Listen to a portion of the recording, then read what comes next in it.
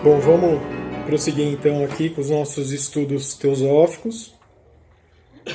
Essa abordagem simplificada, pautada em alguns assuntos aí principais para esse entendimento, essa divulgação inicial desses conceitos teosóficos que a gente estudou e está procurando passar para todos aí de uma maneira mais simplificada possível. Nós paramos então em relação ao vídeo passado e agora a gente vai entrar nesse assunto que seria a morte. A gente já fez então aquela referência desde o início em relação à cosmogênese. A gente está fazendo a criação à volta de todo o ciclo, que existe uma involução. A evolução é a involução.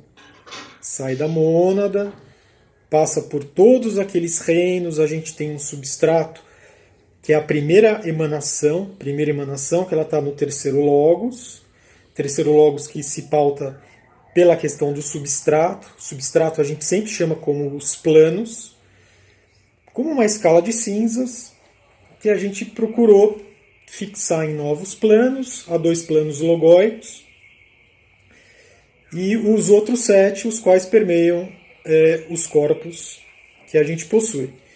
Então é feita essa evolução, foi até o reino mineral, agora a gente está fazendo a subida.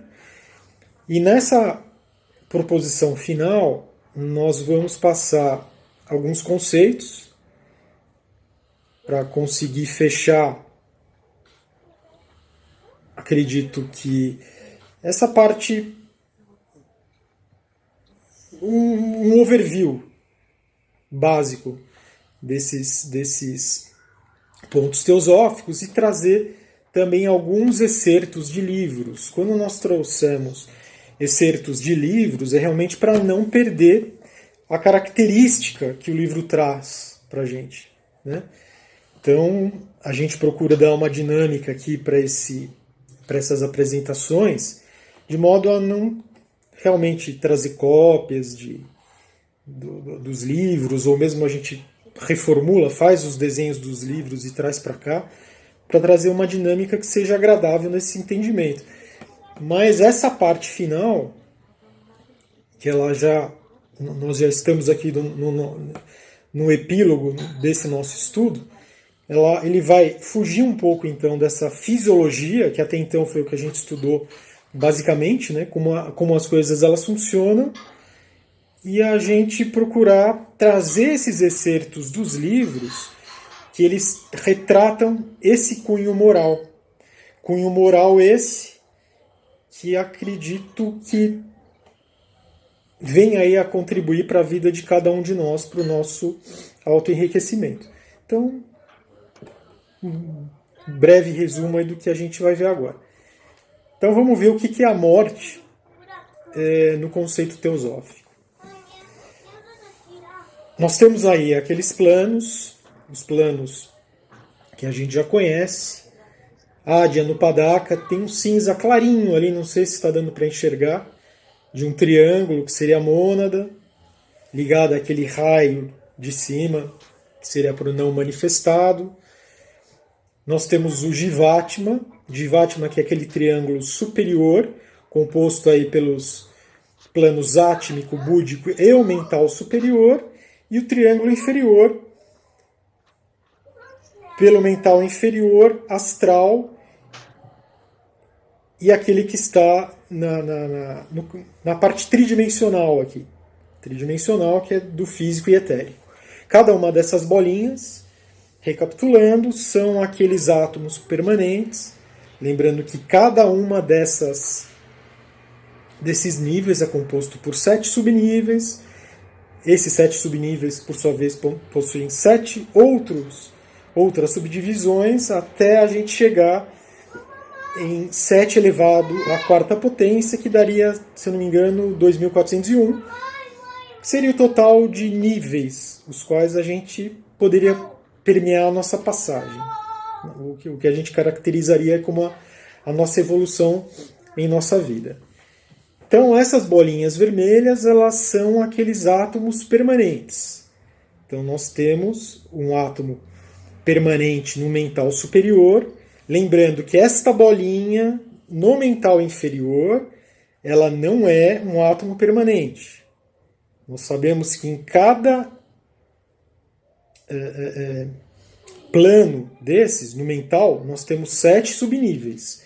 Então, no mental superior, são 3 subníveis, no mental inferior, 4 subníveis.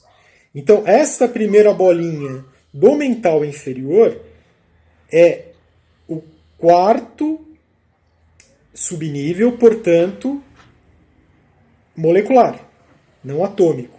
É que para um efeito de estudo, como a gente já falou, a gente faz uma quebra do mental superior e inferior. Por que isso? O mental superior, como a gente já viu, também conhecido como causal, é aquele que caracteriza a individualização humana. Individualização essa que só se faz presente do reino nominal para frente. Animal, vegetal, mineral não tem corpo causal, gráficos que a gente já viu. Então, é uma divisão sistêmica aqui para que a gente consiga estudar. Então a gente tem esses átomos permanentes, aí o sujeito desencarna, o sujeito morre. Como é feita, como ocorre esse processo de morte? Não é nessa primeira abordagem teosófica, da teosofia, inclusive a gente vai ver isso daí com mais profundidade depois, em relação a nadis e chakras. O que a gente pode antecipar de uma maneira breve, justamente para explicar, para procurar passar o que seria esse conceito da morte sob o viés da teosofia, passando mais ou menos sobre esses conceitos aqui do que seriam os nadis e consequentemente os chakras.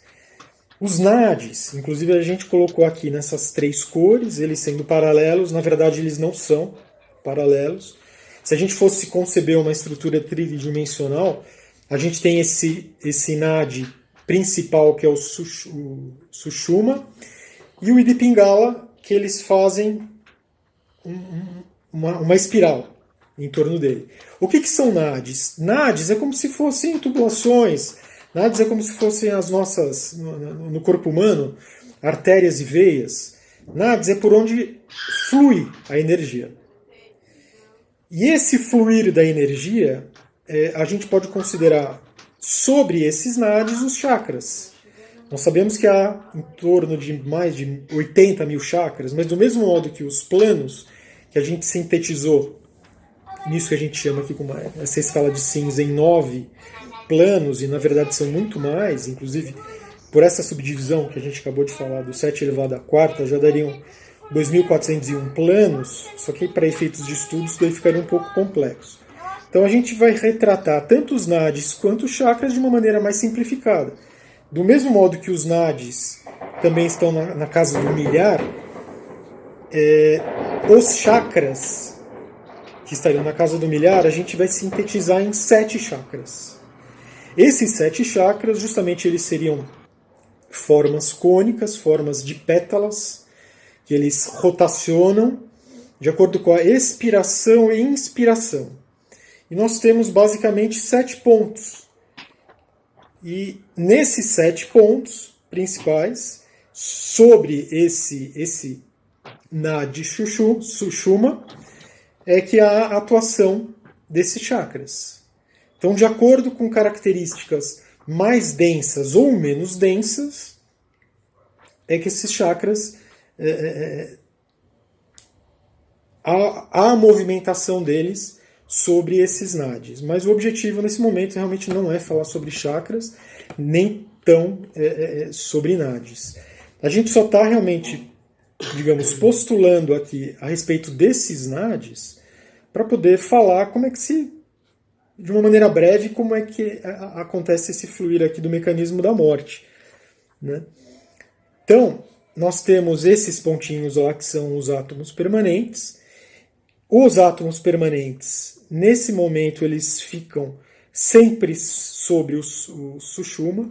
Inclusive na doutrina espírita, a gente sabe que justamente naquele segundo logos, que é o logos da manifestação da divindade, que é no logos dos devas, dos cristos, das entidades angelicais, daqueles reinos, daqueles 3 reinos, enfim, isso que a gente poderia chamar como uma alta espiritualidade maior, é que eles vão fazer o trabalho de desligamento para que haja o desencarne do indivíduo. Então, é feito um desligamento exatamente em relação à maneira como esses átomos permanentes eles estão em cima desse nadi principal que é o Sushumna, por onde há todo esse fluir da energia, inclusive a ligação com o chakra coronário. Né? Nós temos o chakra coronário lá em cima, que é como se fosse um cone, aqui no topo da cabeça.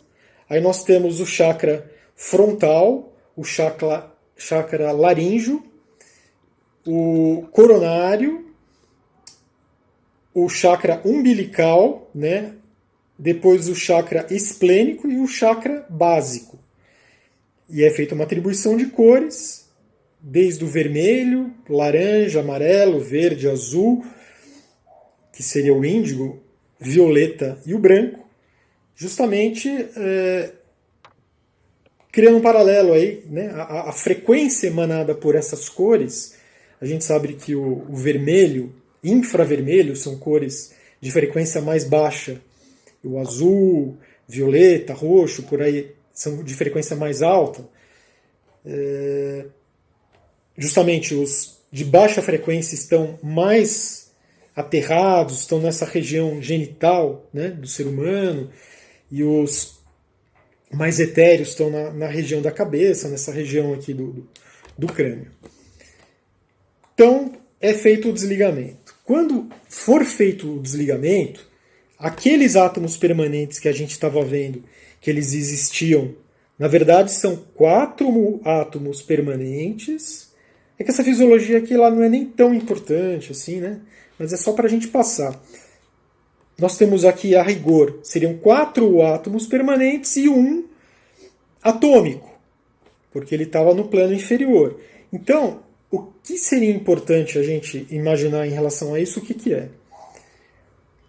Todo aquele contexto vivido pelo ser humano, todos aqueles valores arraigados tanto para o bem, independente da gente tratar esse assunto de modo maniqueísta, em relação a bem e mal, o objetivo ele não seria esse.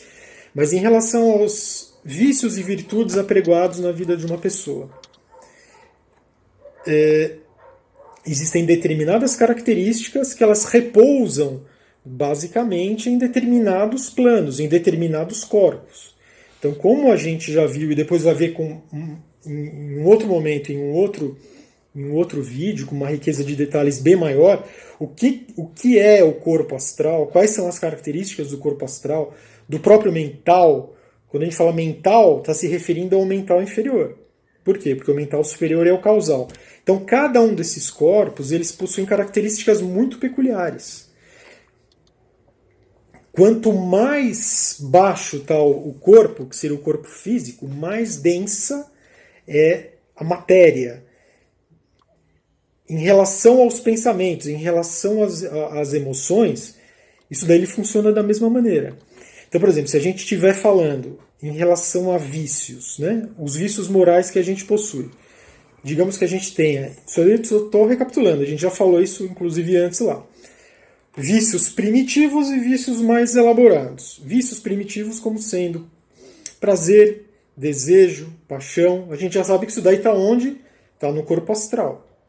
Então, se a gente tiver esses valores, né, nesta vida atual, nessa que a gente poderia filosoficamente chamar como personalidade atual, personalidade como aquela vida, né? Esses valores eles vão ficar arraigados naquele átomo permanente lá. Do mesmo modo que o mental inferior ele já está num plano superior, outros valores moralmente superiores, digamos assim, Eles também serão armazenados naquele átomo permanente e vão ficar guardadinhos lá. O que é importante a gente salientar em relação a essas características que vão ficar armazenadas lá nos átomos permanentes é o seguinte: nós teríamos aquilo que a gente chama como tentação. Nossa vida ela é permeada por uma tentação. Inclusive Chico Xavier, quando perguntaram para ele o que é tentação, ele falou: a tentação é como se fosse aquele cachorro que ele está perseguindo você lá e que você não vê a hora que ele te pegue. Isso é tentação. Então essa tentação, quando ele fez essa figura de linguagem, é porque essa tentação, nós temos já um modelo pré-determinado por valores arraigados anteriores, que eles são prementes na gente. Essa tentação, inclusive quando a gente... É uma proposta também de fazer um outro vídeo aqui, que a gente vai falar sobre a oração do Pai Nosso.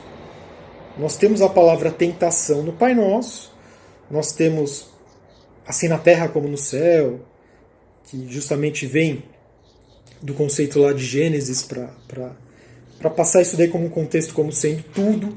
Então essa palavra tentação ela é importante, porque essa tentação ela tem um sentido benevolente, ela tem um sentido que é aquele que a gente consideraria realmente essa tentação, que é como que há algo que a gente esteja fugindo, mas que efetivamente a gente quer que aconteça. Por quê? Porque o ser humano, a experiência que ele tem na carne hoje, essa experiência nesse vaso purificador que nos constitui, a gente tem o agente da vulnerabilidade. Quando a gente mencionou a questão lá do Merachefet, inicialmente a gente sabe que, digamos assim, como nessa nossa linguagem aqui do manifestado, né? Deus, vamos usar assim, ou mesmo a mônada, o espírito está pronto, mas ali mora uma estrutura de carne que ela é vulnerável. E aí, inclusive, como o próprio apóstolo dos gentios, quando a gente fala gentios, são aqueles que não são propriamente os judeus, né? Apóstolos dos gentios, apóstolos daqueles que não são judeus. Paulo, no caso, né? Falou que graças a Deus nós somos o que somos. Então quando ele fala isso, significa que esse nosso estado de evolução e aquilo que a gente apregoou para a nossa vida está na medida do que a gente precisa, na medida daquilo que a gente pensa, na medida daquilo que a gente emana. E são formadas malhas entre os seres justamente em relação a esse estado consciencial. Por isso que o ser hoje ele é muito reflexo daquilo que ele pensa. E a partir disso a gente faz conexões, eu acredito que inimagináveis, que a gente não tem muita noção ainda do que o pensamento ele possa configurar na vida nossa e do cosmos como geral. Mesmo porque esse pensamento é aquilo que a gente já viu que seria o fluido cósmico universal.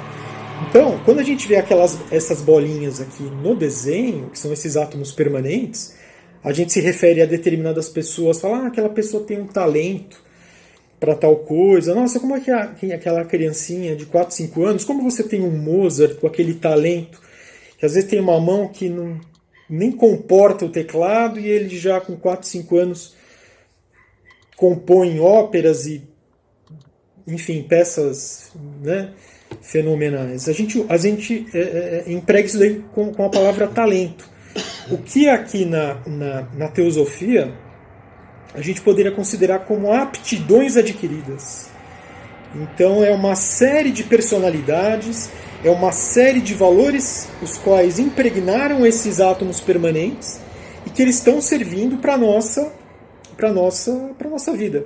Porque a vida, a qual a gente se propõe a falar aqui sobre o lado teosófico, ela não está circunscrita naquele período de vivência da pessoa, de 70 anos, 80, 90, o que for. Não, tem muito antes e tem a eternidade depois. Nós somos seres eternos. Então, dentro desse aspecto moral, existe aquilo que a gente lá no início falou, como aquela quebra do estado inercial. Então, essa inércia, se a gente levar sobre os auspícios, sobre o entendimento do conceito físico, né, a gente poderia falar, é ação, é aquele estado da matéria de permanecer em repouso ou movimento. De repente, se a gente falar isso, daqui uma hora, daqui um dia, uma semana, a gente já perdeu esse conceito e nem saberia dizer exatamente o que seria a inércia. Então, eu vou procurar dar um exemplo. Por meio desse exemplo, eu acredito que a gente não esqueça mais o que seja a inércia fisicamente, para justamente criar o paralelo depois com essa questão moral. Então, você está dirigindo o carro, se você acelera ou se você freia, existe um solavanco. Você está a 50 por hora, passou para 100, vai ter um solavanco. Então, aquele estado, ou, por exemplo, o carro está parado, saiu, o estado ele era parado e passou para movimento. Ou se você estiver em movimento e retardar, não adianta. Aquele estado anterior ao qual você se encontrava, seja de movimento, ou parado, ou de maior velocidade, ou de menor velocidade, ele vai permanecer. Né? Então é isso que é a inércia. Você estava a 50, passou a 100, vai dar aquele solavanco para trás. Por quê? Porque a tendência é você permanecer como você estava. Então, esta questão do permanecer como você estava, ela é muito importante também sob o cunho moral. Porque se a gente sabe que com esse estado da morte, as características nossas, elas estão armazenadas nesses átomos permanentes, essa característica de como a gente estava, elas estão arraigadas ali dentro. Então existe esse solavanco, né? Existe esse solavanco moral também. Né? E aí, inclusive, nós falamos nesse ínterim sobre a questão lá do Forrá, que nesse momento é interessante também recapitular e trazer um novo conceito, que é a questão lá do magnetismo. Né? A gente tem a força nuclear forte, fraca, em relação ao átomo que nós falamos, a questão do eletromagnetismo. Esse magnetismo é algo que transcende inclusive a matéria. Existe o magnetismo psíquico. Por que quando nós encontramos determinadas pessoas, nós passamos por determinadas situações, por que nós temos repulso a determinadas situações, por que nós temos atração? É o Forrá como agente gerenciador disso daí. No primeiro momento a gente falou que existia um Mula Prakriti, que para existir o Prakriti, Mula Prakriti não manifestado, substância, matéria não manifestada. Prakriti, matéria manifestada. Para que um possa conversar com o outro, para que um possa sofrer, para que a gente tenha esse recebimento de informações da mônada, para que essa matéria primordial ela se constitua no que nós somos, existe como interface aí esse Forrá. Então esse Forrá, o magnetismo, ele faz parte do Forrá. Então, tanto essa questão da inércia, que é um conceito físico, que a gente criou aqui uma interface como essa inércia no campo moral, né? O magnetismo como sendo também algo ligado completamente ao campo da matéria, que nós também ligamos ao campo moral. Então a gente vê, inclusive, trazendo de novo um outro conceito, que aí quem traz é o Evangelho segundo o Espiritismo. A lei moral e a lei física, na verdade, elas são a mesma. Se a gente tem um Newton da vida, um Einstein, o que eles estão passando para nós é Evangelho. Não existe diferença entre física e a questão moral. O próprio pensamento, a gente sabe que para que ele seja conduzido, do mesmo modo que essas palavras que a gente está falando, para que elas cheguem aí no seu ouvido, existe um fluido que é o ar, onde vai ter a vibração do som e vai bater tanto no receptor,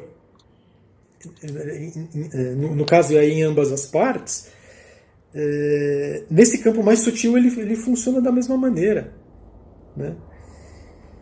Então, aquela frase também de Paulo, né? Recorda-te, recordar-te-á das situações magneticamente vividas. Que situações essas? Essas que estão arraigadas nesses átomos aí. Então a gente imagina, nós que somos uma multidão, né? Meu nome é Multidão, temos muitas personalidades, inclusive a gente vai depois ver um gráfico aqui, vai ficar um pouco mais simples esse entendimento. Nós somos uma multidão, né?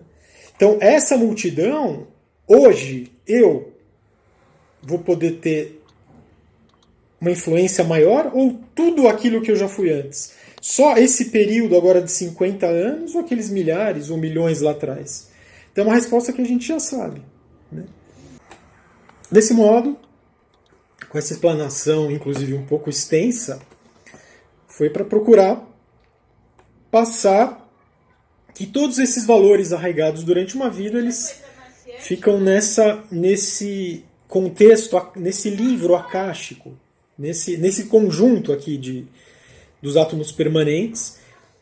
E aí quando houver o renascimento do ser, essa estruturinha aqui que a gente simbolizou, essa experiência adquirida pelo ser, ela vai ser reaproveitada. Aqui tem uma série de karmas, aqui tem uma série de situações, né, que elas vão ter que ser trabalhadas, elas vão sendo trabalhadas, e aí que se dá a roda da samsara em relação aos vários renascimentos que o indivíduo vai ter para que se aperfeiçoe para chegar naquela lei principal. É uma lei indiscutível e é uma lei moral. Ela é uma lei. Se você se pautar por determinados crédulos, determinadas crendices em relação a avatares, esse que vos fala aqui principalmente se pauta, digamos, por Jesus, né? Então vamos seguir aquilo que Jesus fala, por quê? Nós estamos muito aquém, né, em relação ao que foi trilhado por ele. Então ele já trilhou que nós... Ele já esteve no nosso nível evolutivo, né? Então vamos procurar trilhar aquilo que foi passado lá, porque simplesmente é um retrato, é uma foto moral da lei. Não tem como escapar. Se a gente escapar, a gente vai ser reconduzido por uma mecânica da vida, inclusive por meio daqueles dois logos principais. Aqueles dois logos, eles permeiam a vida da gente sempre. A primeira emanação, que é o terceiro logos, o substrato, composto pelos planos. Até ficar um pouco repetitivo nisso, para a gente fixar bem isso daí. E o segundo logos, a segunda emanação, que é em relação aos agentes, aos cristos, aos devas. Então a gente precisa ter um substrato, que é o plano, e a gente precisa ter essas entidades angelicais para nos auxiliarem aí na nossa evolução. Agora, propriamente, a gente vai entrar naquilo que a gente, com uma certa expectativa, já tinha falado antes, que é essa questão do ego.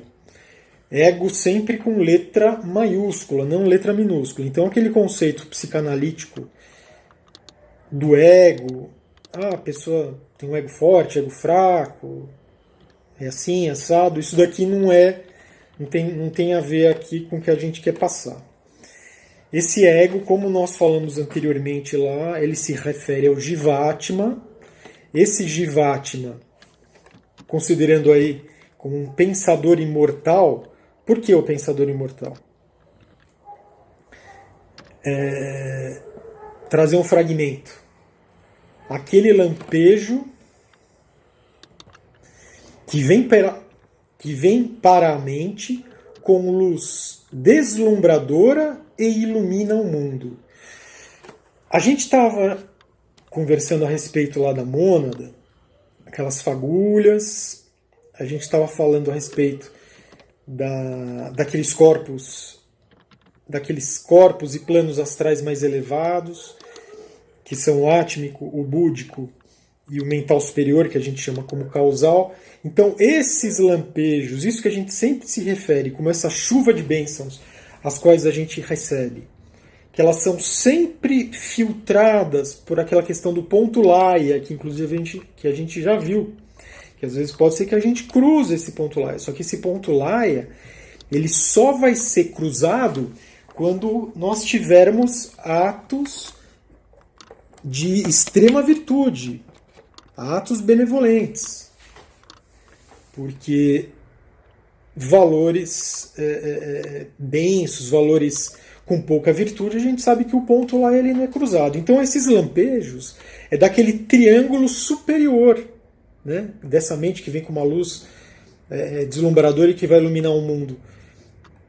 A questão do Jivatma são exatamente aqueles três corpos, o triângulo superior, formado por esses três planos, né? Os três corpos que estão nos três planos, o átmico, o búdico e o causal.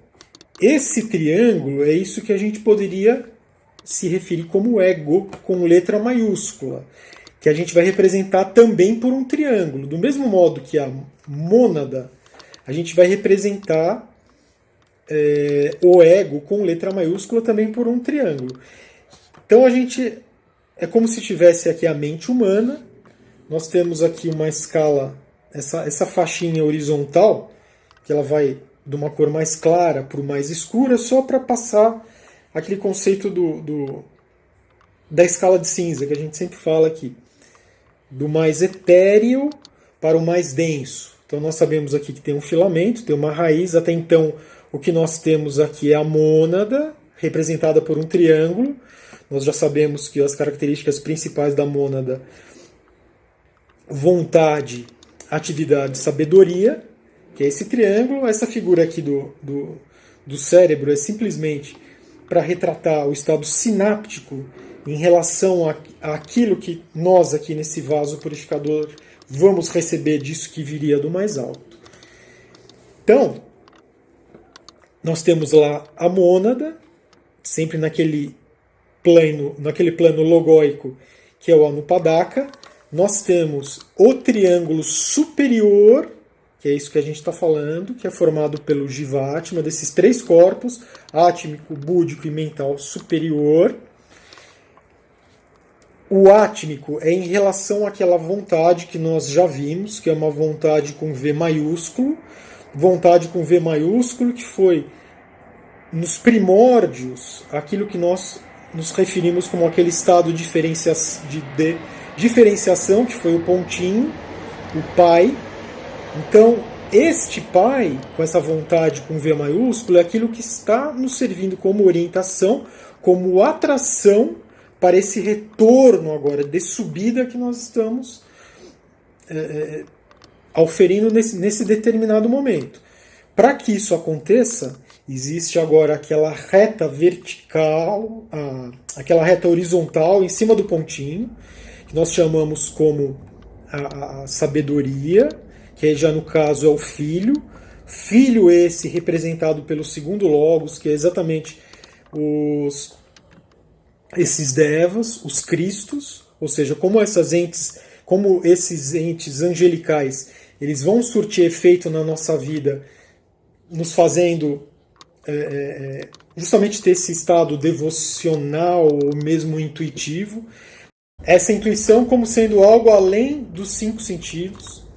E esse estado devocional, como inclusive a gente teve a possibilidade de verificar num gráfico lá atrás, porque nós sabemos que do mesmo modo que o átmico ele tenha uma influência com o físico, o búdico ele tem com o astral. E no astral, quem tem o corpo astral que nós verificamos e que tem já uma pontinha do mental inferior? Os animais. Então, esse estado que nós colocamos aqui como devocional são justamente aqueles animais, os gatinhos, cães, né, que vivem com o ser humano, eles já têm uma devoção. Então, eles já têm uma característica que naqueles movimentos do Pralaya Mavantara vão existir essas características evolutivas. E aí, lembrando essas características, algumas das quais foram colocadas aqui, como sendo alguns daqueles vícios. E aí, a única intenção de colocar essas palavras aqui, quais foram?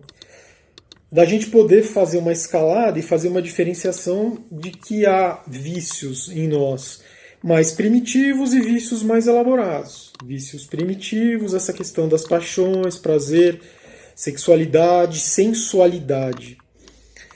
Vícios um pouco mais elaborados, mais difíceis da gente trabalhar, isso é dependendo de pessoa a pessoa, evidentemente. Às vezes a pessoa, o que pode ser mais simples para um, não seja para outro, mas a questão do orgulho, inveja, egoísmo, são aí características, são vícios que a gente tem que superar e que eles, digamos, eles estejam num patamar de um vício já um pouco mais difícil da gente trabalhar. Essa irritabilidade, quando ela foi colocada, ela está aí, digamos, no meio termo entre os dois. Então esse era aquele gráfico que eu acredito que ele fique interessante para a gente conseguir trabalhar um pouco melhor essas ideias e a gente visualizar o que é esse ego, o que são essas personalidades, o que nós somos de fato.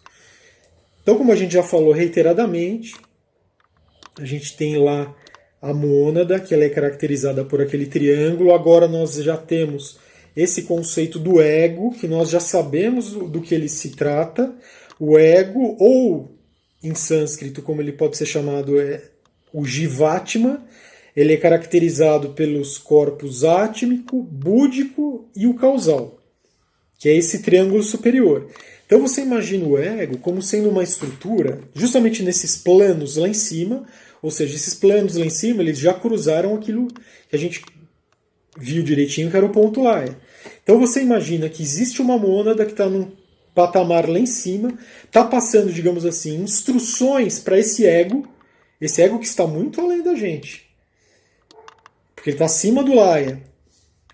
E esse ego, ele está passando instruções para a gente em milésimos de segundo. Só que existe uma capilaridade ali, existe justamente esse ponto Laia, né? É como se fosse um funil.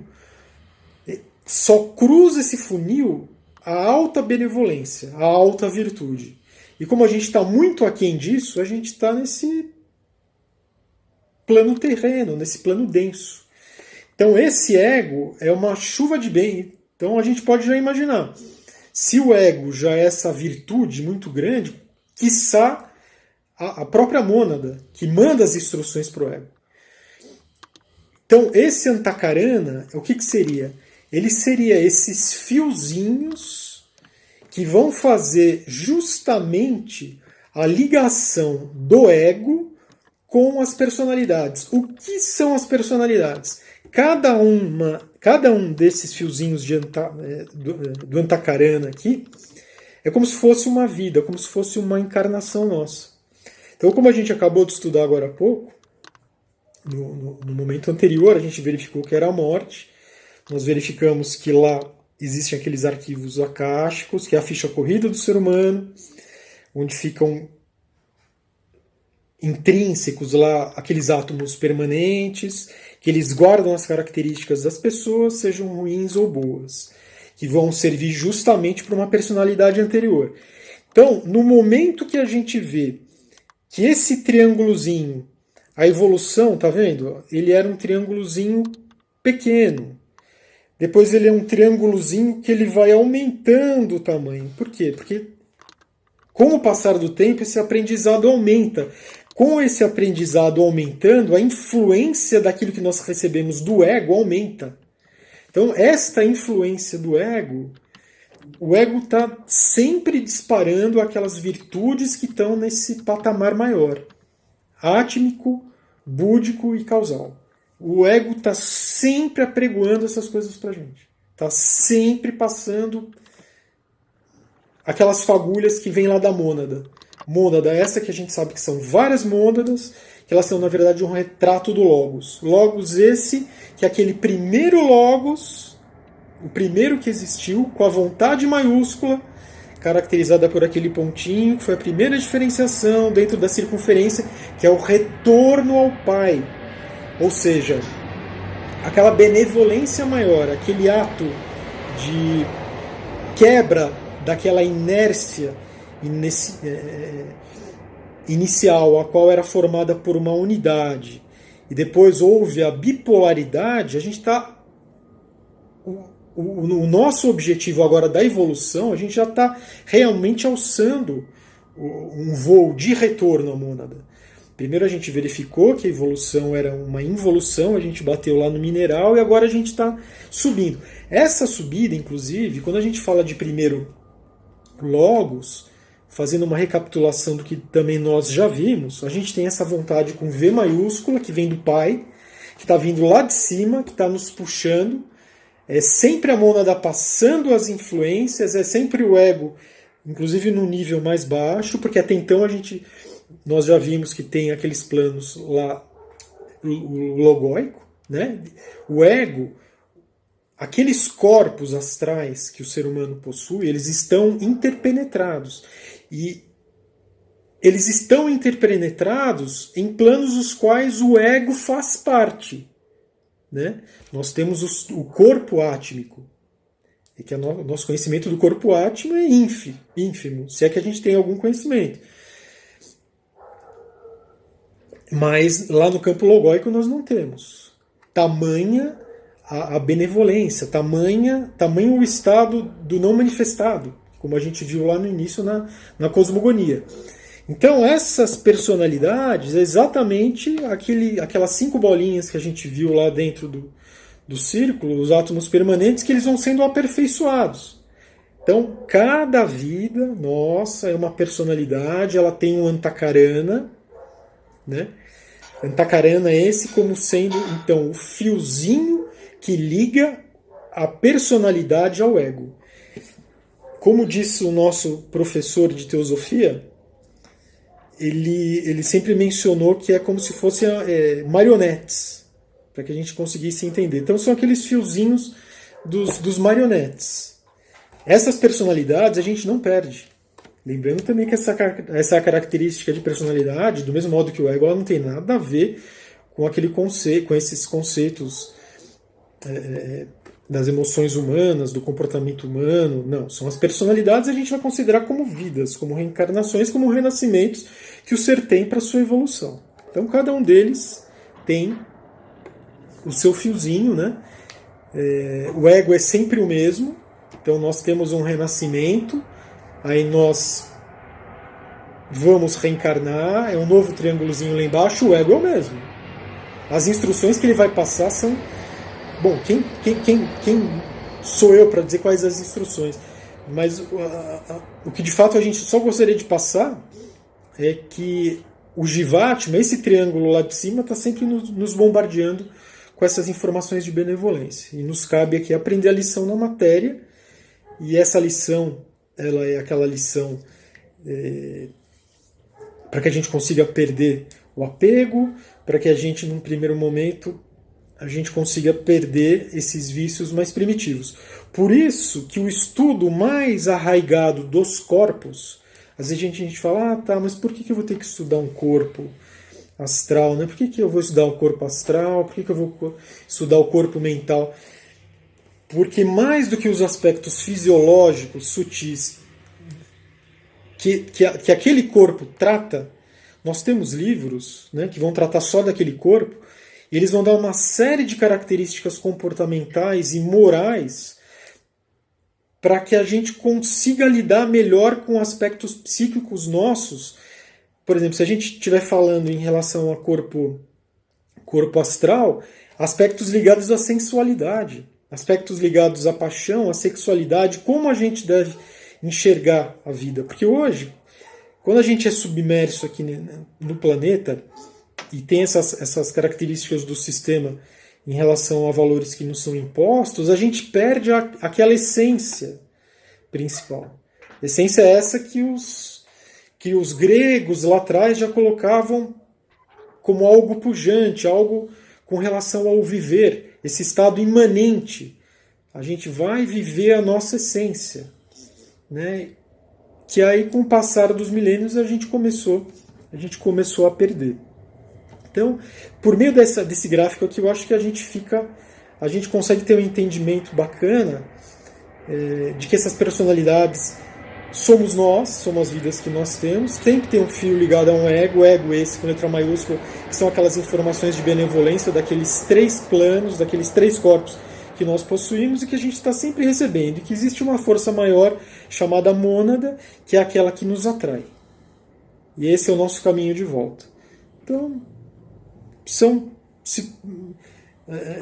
é a mesma coisa que eu já falei algumas vezes, né? Já repeti, imagino que por meio desse gráfico agora ele tenha ficado mais claro.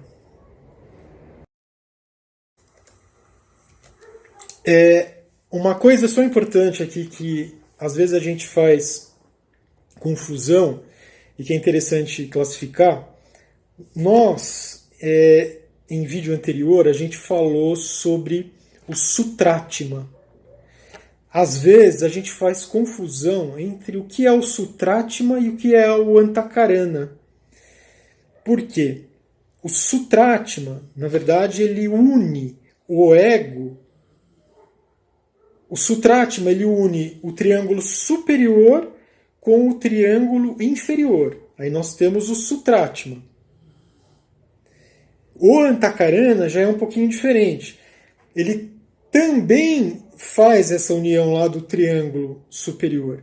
Porém, é o Antakarana para cada personalidade. Cada personalidade tem um Antakarana. Antakarana é esse que permanece. Permanece até a gente fechar o ciclo de Sansara. Quando não precisar reencarnar mais, esses Antakaranas eles são rompidos. Porque esses corpos, esse triângulo aqui que é representado pela tríade dos corpos inferiores, ela não existe mais. Esses corpos mais densos a gente não tem mais. Então é só para fazer uma diferença, uma diferenciação, que às vezes a gente pode fazer confusão. Sutratma e Antakarana. Pegando então um excerto lá do livro, esse daqui foi um excerto tirado do próprio livro O Corpo Causal e o Ego, porque aqui a gente está fazendo alusão ao ego com letra maiúscula. Então é esse livro que o Major Powell fez um compêndio de referências do Charles Leadbeater e da Annie Besant. A mônada, enquanto aquela sua parte que se expressa no ego. Então até então está claro para nós. A gente tinha o triângulo, que era a mônada, está diretamente ligado no ego, que é aquele outro triângulozinho embaixo, que a gente já viu. Enquanto aquela sua parte que se expressa no ego não é alcançada, mal está consciente dos pormenores existentes aqui embaixo, mas repousa em beatitude indescritível. O que ele quer dizer aqui é o seguinte: o ego, do mesmo modo que a gente não entende o ego, por causa dos nossos parcos conhecimentos, por causa da nossa evolução pequena, o ego também ele está num determinado patamar, num determinado nível, que ele não consegue entender determinadas situações nossas aqui.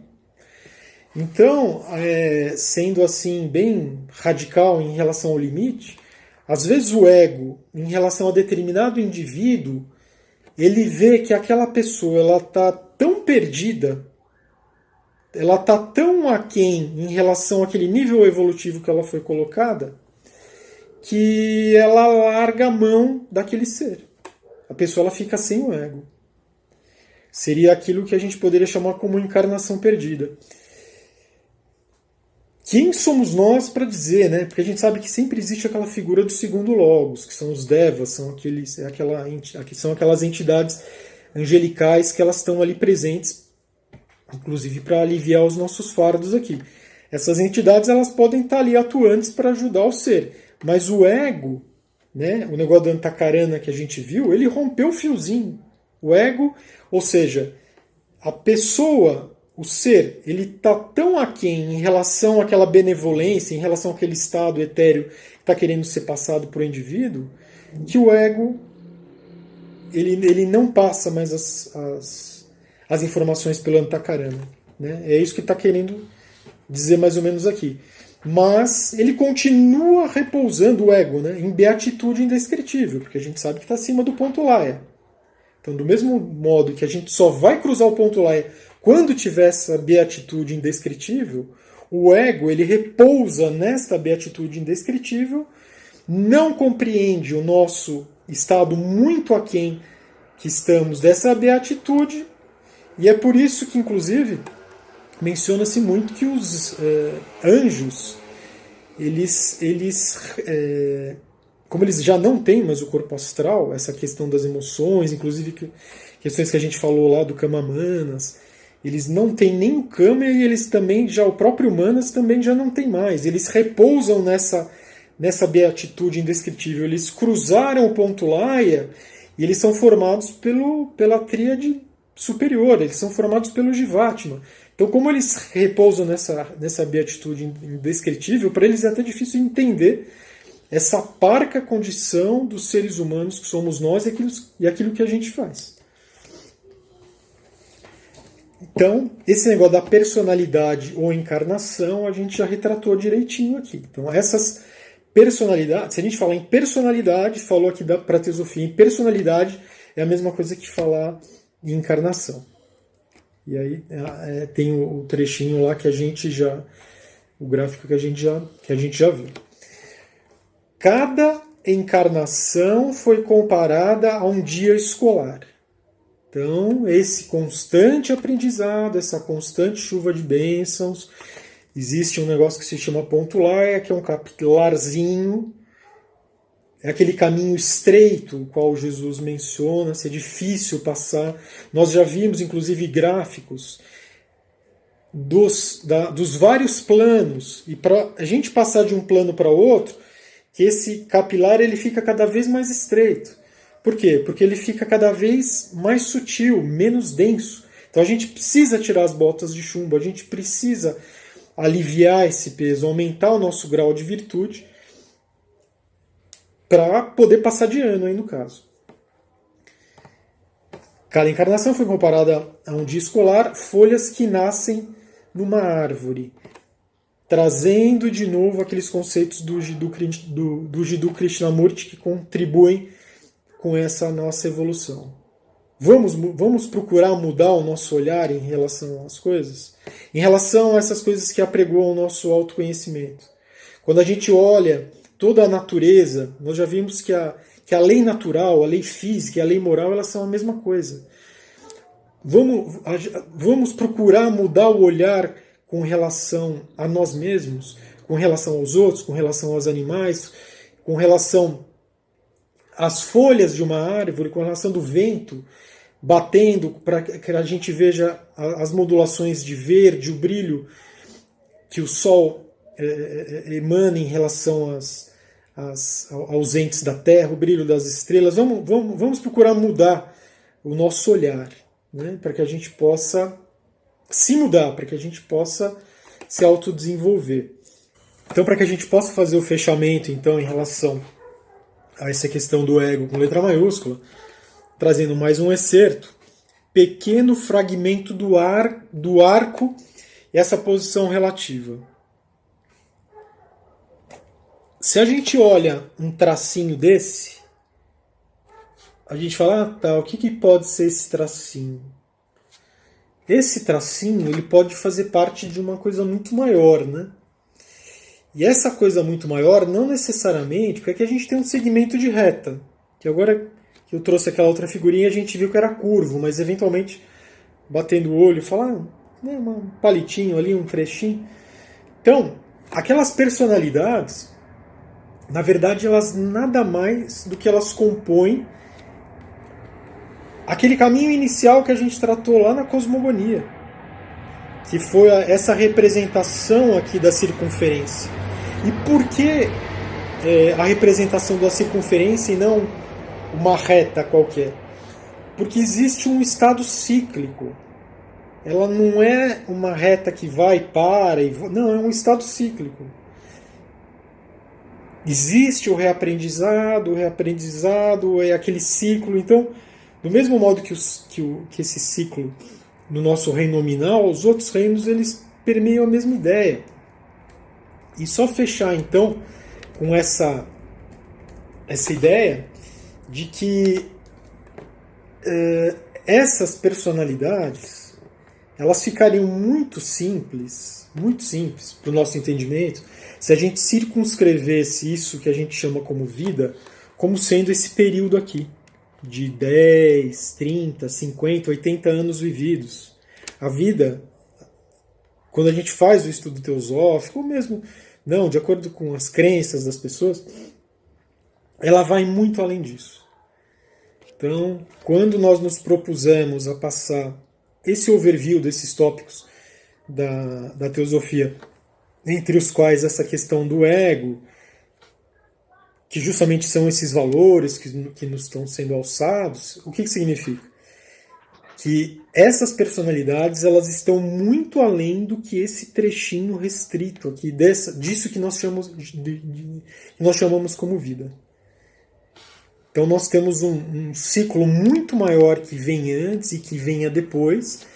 Como a gente viu aqui, ficariam melhores representados por uma circunferência, que eu só coloquei aqui para a gente ter um entendimento, né? Em relação a esse miolinho aqui, que seria o que seria a nossa vida, que tem muita coisa antes e muita coisa depois. Coisa essa depois que nós, como seres eternos,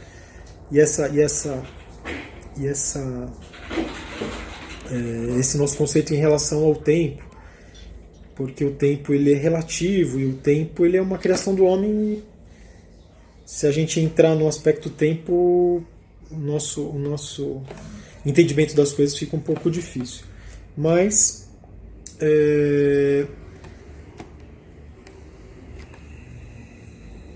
para fechar essa questão do Trishna, o que seria então o Trishna? O Trishna, ele é exatamente como se a gente usasse a palavra desejo, só que esse desejo, vamos imaginar aí um desejo com letra maiúscula. Ele é o desejo, ele é aquele desejo do ponto, acima do ponto Laya, ou seja, daqueles planos superiores.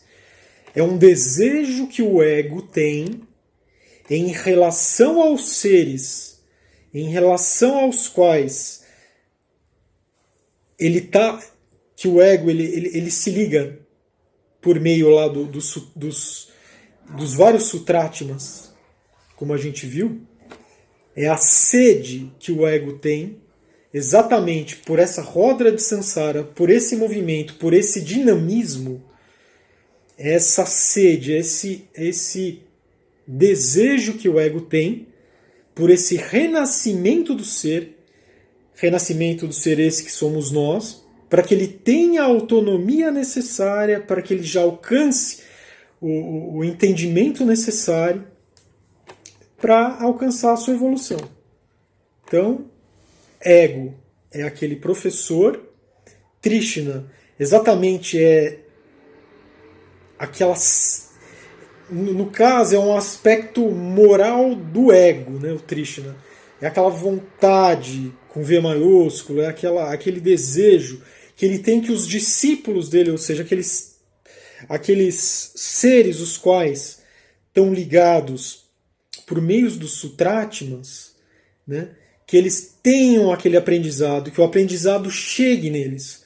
Eu acredito que do mesmo modo que o ego tem esse Trishna por nós, exista algo lá da mônada que tenha chegado ao ego da mesma forma. Tem uma ligação ali. É só uma questão de referencial, é tudo muito relativo, né? Lembrando que essa questão do ego, como nós constituímos multidões e como nós somos uma série de filamentos, nós não somos um trechinho, nós não somos um triângulozinho desses aqui. Não, todos esses outros triângulos aqui, eles fazem parte de nós ainda. É por isso que aquilo que inclusive a gente classificou anteriormente como talento, ou como vicissitudes que a gente traga para cá, são coisas arraigadas lá atrás que a gente está trabalhando, karmas lá atrás com outras pessoas que a gente está trabalhando. Então, é o ego em abundância mandando aquele estado de benevolência que ele recebeu da mônada como um filtro, digamos assim, para que a gente consiga entender. Só que o ego, ele naquele estado de beatitude dele, estado esse que os cristos, os devas têm, eles não conseguem chegar nesse estado material nosso. Então, inclusive, trazendo mais um aspecto, que inclusive o livro lá da Cosmogênese traz um pequeno excerto sobre espiritismo. Helena Blavatsky, ela fala das reuniões mediúnicas. Por quê? Porque existem seres intermediários nesse canal, né, que vão servir aí como interlocutores para essa evolução. Inclusive, o Espiritismo, existe uma literatura exatamente desses seres. E aí, no caso, eu acredito que tudo isso que a gente lê, é evidente que a gente vai ter uma identificação com essa leitura, a gente pode se identificar com um texto bíblico, com um texto espírita, evangélico, enfim, cada um vai ter o seu caminho, mas eu acredito que quando há colocações nesses textos que eles nos influenciam de determinada maneira, que tragam esse autoconhecimento e esse enriquecimento, é que realmente, e que a gente se identificou com aquilo e que vai conseguir alcançar essa evolução, eu acho que a gente está nesse caminho. Então, sob o ponto de vista desse ego com letra maiúscula que a gente procurava passar, que a gente estava procurando passar dessa vez. Muito obrigado.